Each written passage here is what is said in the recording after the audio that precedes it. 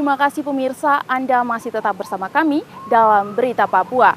Bagi Anda yang baru bergabung, kami akan sajikan kembali 3 berita utama hari ini.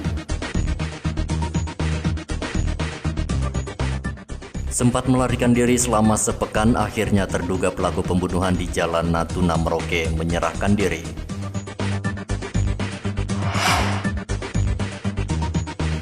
...500 prajurit pengamanan daerah rawan yang akan bertugas di wilayah Pegunungan Tengah tiba di Pelabuhan Jayapura.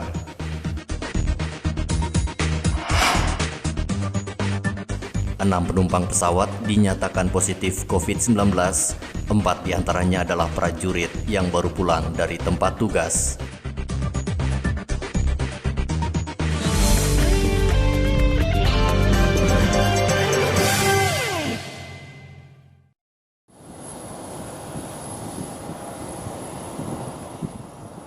Pasien positif COVID-19 di Merauke terus bertambah. Satgas COVID-19 menyatakan 6 penumpang pesawat dinyatakan positif COVID-19 setelah hasil pemeriksaannya keluar Senin pagi kemarin. Dari 6 penumpang yang dinyatakan positif COVID-19, 4 diantaranya adalah prajurit yang bertugas di wilayah Pegunungan Tengah Papua. 4 prajurit tersebut baru kembali dari tempat tugas. Itu 4 orang anggota TNI, pulang penugasan dan 2 pelaku perjalanan. Oh gitu. Ya. 4 orang. Itu penerbangan kapan? 6 orang. 2 dan 2 sembuh kemarin. Oh 2 sembuh dok. Ya masih TNI juga yang sembuh itu bukan? Bukan. Oh bukan. Penerbangan dari mana dok? Yang kapan yang 4 orang itu, 6 orang itu yang Masih positif? cek, salah satunya itu dengan batik. Oh, dengan batik. Batik ada. Oh gitu. Iya. Dari penugasan di pegunungan juga? Nah, yang tentara bukan batik, yang pelaku perjalanan. Oh gitu. Kalau tentara nanti kita cek Gitu. dengan penerbangan apa dan kapan. 4 orang itu tentara ya dok ya? Iya. Tentara. Dari kesatuan mana dok? Cuma ada 2 dari Jagopop gitu, Kompi apa? Oh, Satu Kompi, dari ya. Kompi C yang di Kuri, kemudian 1 dari Kodim. 6 pasien COVID itu langsung dikarantina Satgas COVID-19 di RSUD Merauke. Meski ada penambahan 6 pasien baru, Satgas juga menyatakan ada 2 pasien telah sembuh dan dipulangkan. Data per 7 September, pasien positif COVID-19 berjumlah 70 orang, 34 pasien dirawat dan 36 pasien dinyatakan sembuh. Muhammad Ridwan melaporkan dari Merauke, Papua.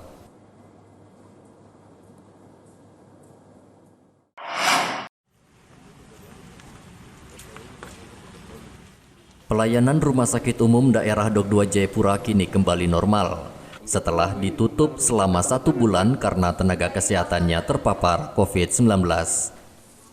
Dari 121 tenaga medis yang terpapar COVID-19 di RSUD Jayapura, 118 telah dinyatakan sembuh dan bisa kembali bekerja. Sementara untuk pasien COVID-19 yang dirawat tersisa 5 pasien. Sudah kembali normal. Dari pasien kami kan 245 Rumah Sakit Jayapura. Semua sudah sembuh, tinggal 5 orang. Akumulatif dari bulan Maret ini? Maret, ya. Kalau petugas positif 121, tinggal 3 orang. Ya, yang lain sudah kerja kembali. Makanya pembatasan pelayanan yang baru-baru saya umumkan sudah ditiadakan. Sudah kembali normal. Hanya tetap protokol kesehatan diutamakan. Tetap protokol kesehatan wajib dilaksanakan. Wajib, ya. Pakai masker, ya. Cuci tangan, tidak boleh jabat tangan. Anak kecil tidak boleh kunjungan ruangan. Itu wajib dilaksanakan. Mencegah COVID-19, manajemen RSUD Jayapura menerapkan protokol kesehatan ketat di rumah sakit. Pengunjung dibatasi 1 orang dan melarang anak serta lansia datang berobat ke poliklinik. Satgas COVID-19 menyebut sejak Maret lalu, sebanyak 345 tenaga kesehatan yang bertugas di belasan daerah zona merah terpapar COVID-19. Hendra melaporkan dari Kota Jayapura, Papua.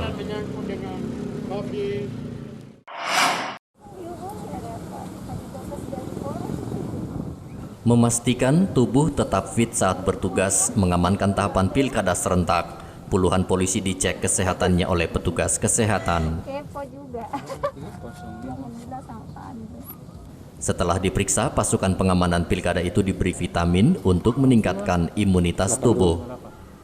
Kepala Urusan Kesehatan Polres Merauke, Dr. Rahmadani, mengatakan pemeriksaan kesehatan rutin dilakukan agar polisi dan prajurit yang bertugas dapat terpantau kondisi kesehatannya. Ngepam gini ya Pak, kalau lagi ngepam gini paling badan pegal-pegal. Terus kalau setelah kita tensi, ada yang tensinya rendah, ada juga yang tinggi tensinya. Lalu solusinya diberikan apa aja? Kita kasih obat vitamin, anti nyeri, terus obat tensi biasanya. Oh gitu. Hari ini ada berapa anggota yang pemeriksaan kesehatan ini? Berapa yang periksa tadi? Ada 14. 14. Ini akan berlangsung sampai kapan ini dok di lapangan? Hari ini terakhir. Hari ini terakhir ya. Kalau kemarin dari hari pertama sampai dengan hari ini Iya, ada? udah dari hari pertama sampai hari terakhir ini kita Ini stay. total berapa yang datang berobat ini mengeluh sakitnya ini dok? Sudah sekitar 20-an. Jadi untuk anggota yang lagi ngepam ini seperti apa harusnya supaya kesehatan tetap fit ini? Iya, jaga pola makan, kemudian istirahat yang cukup, banyak minum air putih. Sementara itu, KPU Merauke resmi menutup pendaftaran paslon Bupati dan Wakil Bupati Merauke tahun 2020. Sebanyak 4 pasangan calon diterima KPU sejak hari pertama dibuka 4 September lalu. Ketua KPU Merauke, Teresia Mahuse, mengatakan setelah mendaftar 4 paslon diwajibkan mengikuti tes kesehatan bebas COVID-19 di Rumah Sakit Umum Daerah Jayapura.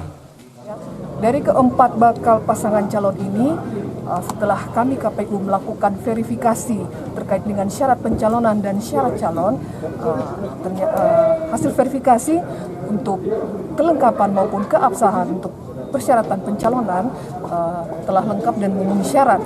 Dan untuk syarat calon dinyatakan lengkap sehingga kami menerima semua dokumen persyaratan pencalonan maupun syarat calon. Nah, untuk syarat calon ini sendiri pada tahap ini kami hanya melakukan verifikasi terkait dengan kelengkapan. Apakah ijazahnya ada, SKCK-nya ada, kemudian surat tentang kepailitannya ada, NPWP dan lain sebagainya. Nah, kemudian untuk keabsahannya akan dilakukan verifikasi administrasi terkait keabsahan ini sesuai jadwal adalah tanggal 6 sampai dengan tanggal 11. Teresia juga menambahkan KPU hanya diberi waktu 5 hari untuk memverifikasi seluruh syarat dukungan parpol sebelum mengumumkan paslon tersebut resmi menjadi peserta Pilkada Serentak tahun 2020. Muhammad Ridwan melaporkan dari Merauke, Papua. Disampaikan kepada bakal pasangan calon.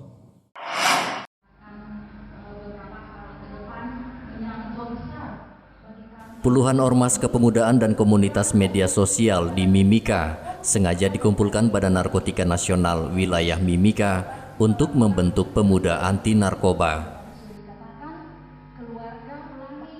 Pemuda anti narkoba Mimika dibentuk BNN untuk mensosialisasikan bahaya narkoba ke masyarakat, terutama pada kaum milenial. Orang transaksi narkotika pun atau narkoba ini adalah tidak terlihat. Ya, transaksinya secara sembunyi-sembunyi, baik itu transaksi ataupun pengguna secara sembunyi-sembunyi. Maksudnya seperti itu ya. Nah, oleh karena itu perlu keterlibatan semua elemen masyarakat. Bila mana ada mengetahui transaksi ini bisa dilaporkan. Kalaupun itu dalam hal tertangkap tangan, boleh kita melakukan penangkapan terhadap bagi orang yang transaksi narkotika itu. Mursaling juga menambahkan 3 jenis narkoba golongan 1 saat ini sudah masuk ke Mimika, yaitu sabu-sabu, ganja, dan tembakau sintetis. Sehingga peran pemuda anti narkoba sangat penting dalam membantu BNN memerangi peredaran dan pemakaian narkotika di Mimika. Igobat Momolin melaporkan dari Mimika, Papua. Pemirsa, informasi tadi sekaligus mengakhiri jumpa kita dalam Berita Papua. Saya Graciela Taime mewakili seluruh kru kerabat kerja yang bertugas menyampaikan terima kasih. Selamat beraktivitas. Sampai jumpa. Wanyambe.